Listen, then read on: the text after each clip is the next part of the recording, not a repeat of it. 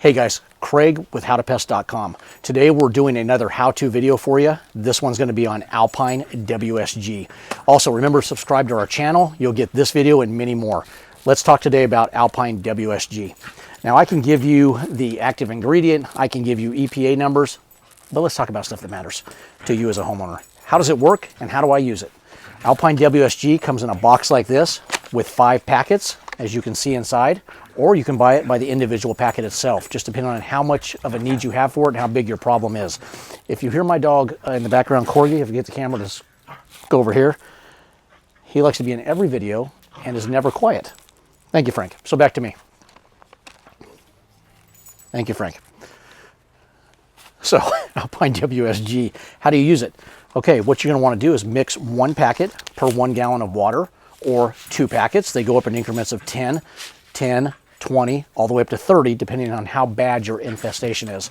Us as pest control operators, we only use this for German cockroaches, which are typically indoors, or ants, which are typically indoors, in the kitchen, things like that. Not that there's not ants outdoors, but this is a little expensive product, so it's not our everyday outside use. It's for special need projects that we have and quick knockdowns.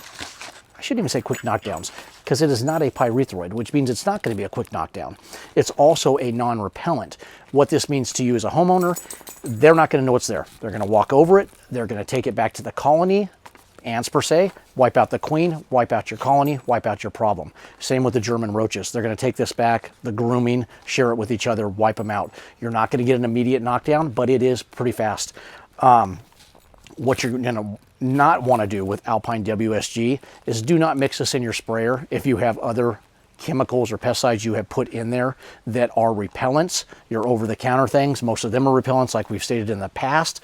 They will contaminate this and make it no longer a non-repellent, which basically makes it not as effective as it would typically be if it was mixed alone.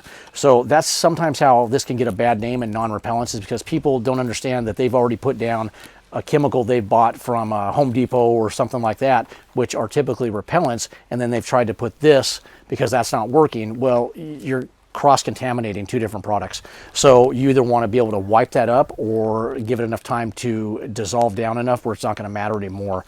If you're going to put it into your sprayer and you've had other pesticides in there that are repellents, you're going to want to triple rinse. Basically, put it in halfway, shake it up, spit it out. Do that 3 times, spray it through the nozzle and the hose and the wand a couple times, then you'll be good to go. Then mix in your Alpine WSG and put it where you need to put it.